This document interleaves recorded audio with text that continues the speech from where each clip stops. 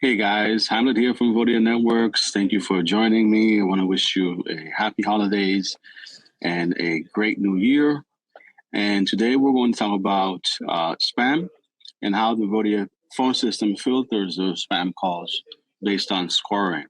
So the first thing I'm going to do is I'm going to show you where it all started. We had a feature to filter spam calls with some rules here under the extension redirection.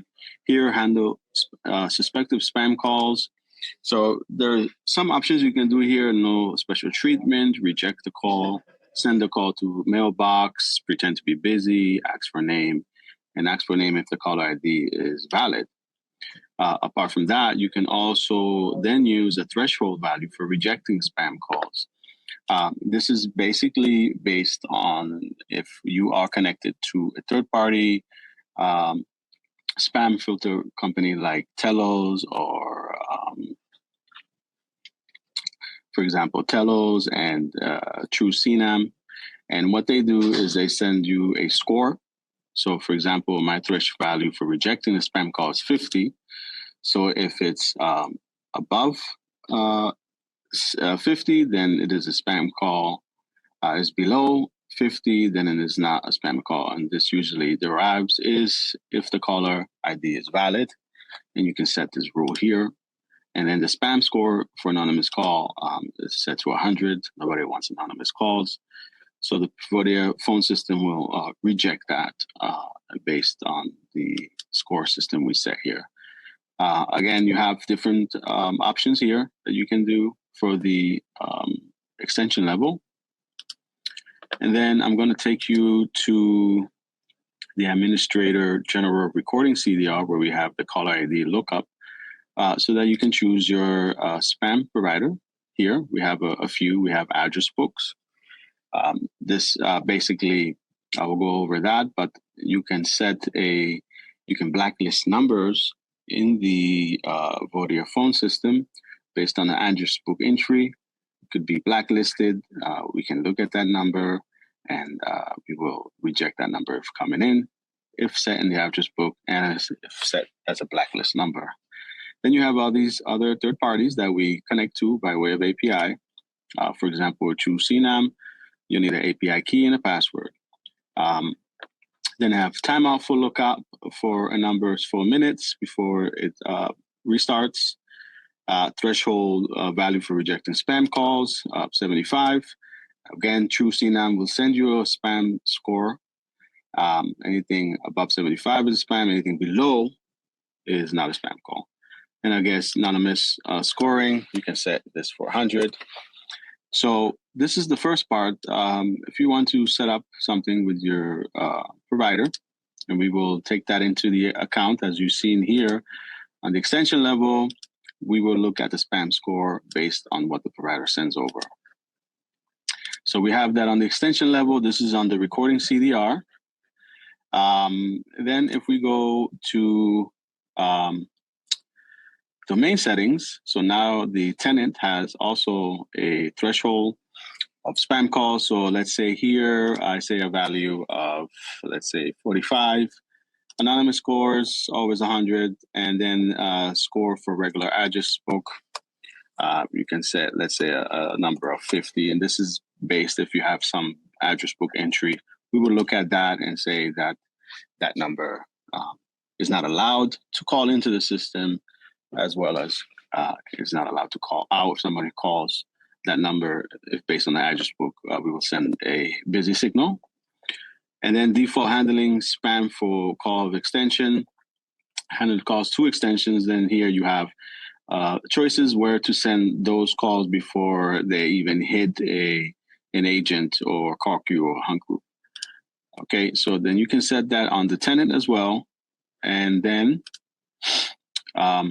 in the call queues and ring groups, we also have a spam filter for these accounts, as these are the accounts that are mostly used when setting up a call center, a mini call center from the phone system. And then here we have a threshold for rejecting calls. Again, I can set it at 70, depending on the score that's coming into the phone system, we can mark it as a spam based on the score. And then of course, the anonymous callers are set to 100, which is the highest. So we have a integer from 0 to 100. Whatever the provider can send something from 0 to 200. We just keep it at 100 because we don't want to get too granular. A spam call is a spam call based on the score they send us. So as you can see that the agent group, the call queue rather, has this filter as well. And the hunt group, or as we call it now, ring group, has the spam setting as well. As you can see here, we have a redirect destination for suspected spam calls. You can set up, you can send it to an account, to an agent group. You can send it to an auto attendant. You can send it to somebody that handles spam calls. Because it could be a spam call reaching somebody, but it could be somebody important too. So it can never be 100% accurate, but some calls could say anonymous and it could be a prospect. So depends what you want to do with those calls here and based on the score. And it's basically based on the deployment. If a customer has a problem with spam and robocalls, we have you basically covered. The last thing I want to talk about is under the SIP trunk. Now, as you know, the FCC has made a rule now that all incoming calls have to be validated by the provider. For example, SkyTel now provides stir shaken, Bandwidth provides stir shaken. So what we're doing here between scoring a call can be done and is very much available for you to use. If you're using a company like SkyTel Bandwidth that already has a stir shaken, you can use them. And we also have a setting for you to use stir shaken stats. And here we have a value, and these are default values. These values based on what based on what SkyTel or Bandwidth or other providers send, they send a score system to us for a validation pass, a failed validation, and no TN validation. Now, these are values that are sent to the phone system. When it hits, it's all calculated by the provider, sent to us, and then we can decide what we want to do with it based on the stir shaken stats. So this obviously is information that needs to be sent from the provider, and they will provide that for you, even a score system, and then you can plug these values in based on how you want them set. And there's a new thing, the FCC has added this stir shaking to help a lot of companies deal with robocalls and all these malicious calls that come into the phone system. So we have you covered. We have the stir shaken. If you're interested in trying it out, you're more welcome to. We have available version 6806. If you guys wanted to test new things that are coming into the phone system and new improvements. And that's about it. That's all I have for the spam filter and how they work. Oh yeah, let me show you one other thing. So just the address book on how it works. You can create a new entry with the name, information, phone number, of course. And then here, the regular contact is either whitelist, which is, it can be allowed in the system, called into, and then you have blacklist where we will look at the spam filter, address book, and see if this particular number is spam. Will never get to the phone system and will never be able to go out because this is a blacklisted number. So you can also use that. So you have various options. You can use the address book to filter spam calls, or you can use a third party like Telos and True CNAM that work perfectly with us. And yeah, that's basically what I have for now.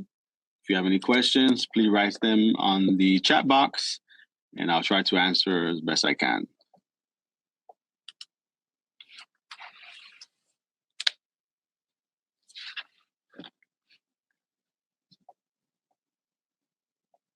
I will give maybe another 3-4 minutes. If you guys want to, if you guys have a question, just write it in the chat. No problem. I can answer them for you. This recording will be available to you via YouTube. Does Vodia have built-in spam filter? Yeah, it does have a built-in spam filter. And what we're using, for example, we say spam internally is the address book entry. So whatever number you had put in the address book and it is blacklisted, we will go by that number. So here you can put a spam score of 50,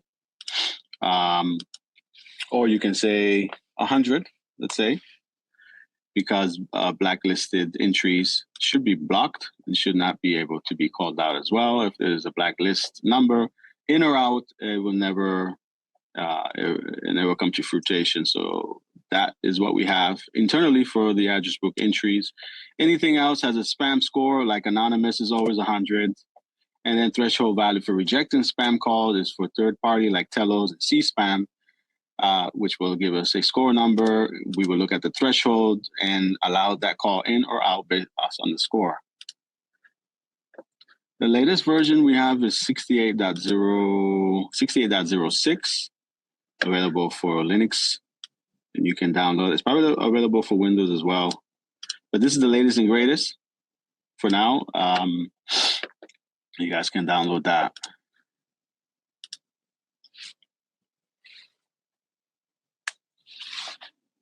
Any other questions before I close out the session?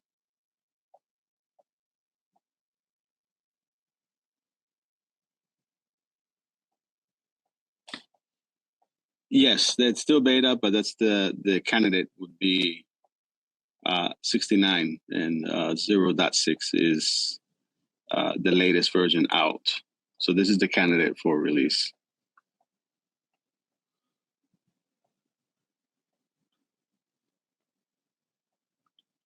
Yeah, you're welcome, Rashid. Welcome, Thomas.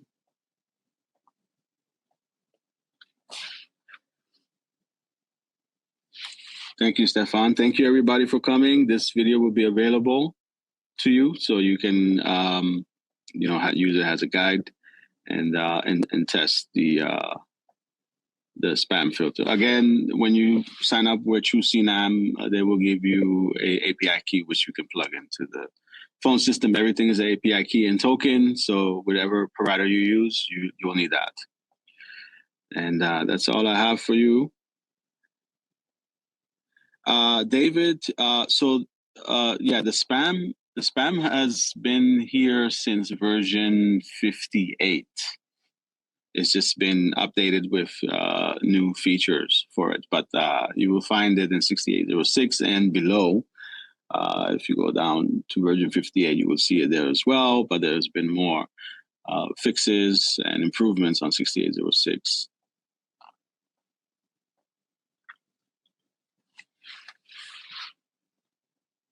You're very much welcome.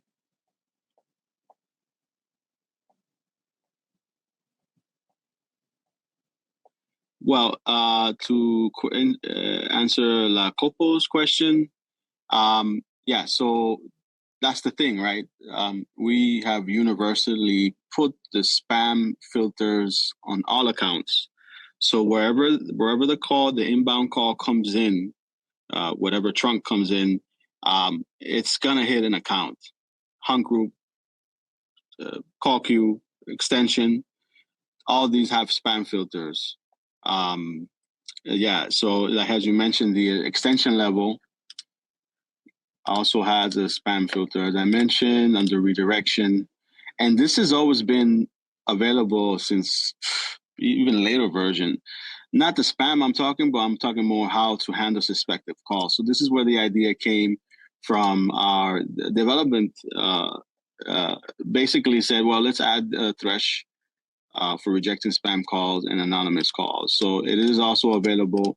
And just to elaborate a little bit more, this is available because you already know that an extension can have virus DIDs, and whoever's going to call this DID will have to go through the spam filter that we have set up here.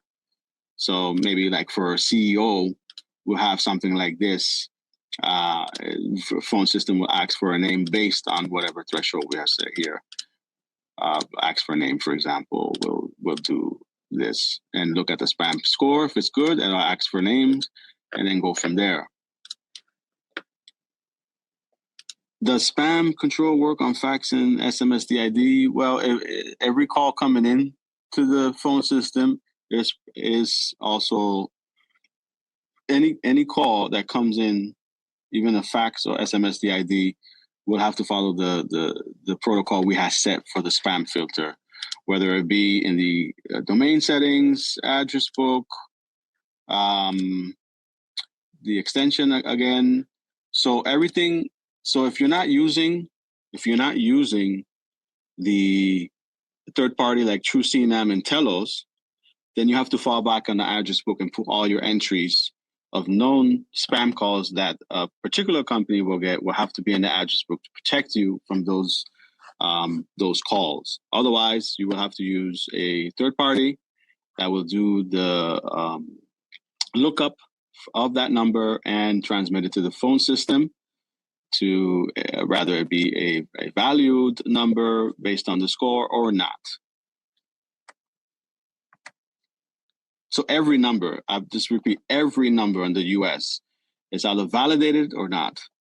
Whether it be a fax or SMS or DID, doesn't matter. It has to be validated. And 90% or 100% of all those numbers that are stake and stir have already been validated, and they go through a grueling 3-level of validation before that number hits the phone system. Rashi, Canada too. Yeah, it's if it's supported by the provider, they have stir shaking. Yeah, absolutely. And this is a new thing. Everybody's catching on, and there's a deadline by next year that this should be implemented by all trunk providers. Providers in Germany, I'm not sure if they have a stir shaking issue, or I'm not 100% sure about that. Possibly Germany will have some type of mechanism for looking at numbers, but I'm not 100% sure, so I can't say yes or no.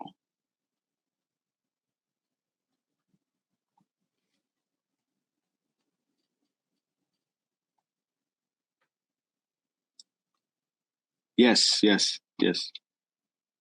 I mean, international numbers at some point maybe will be will have to have some type of mechanism to, if you get a call from Ghana or Uganda, how would you rate that? Where is it coming from? It's a number that has to be registered into some registry. Then we will know that the number is true and is owned by a business. So, all right, guys. Again, this will be available for you guys to watch. You guys can skip and do whatever you need to do, understand this even further. It's a good feature for you guys, and then you guys can test it. Send us any question at support@vodia.com if you are stuck somewhere, and we'll be happy to help you guys out. Again, thank you. Happy holidays. Happy New Year. Wish you great health, great prosperity, and I guess I'll see you guys next month. Have a good one.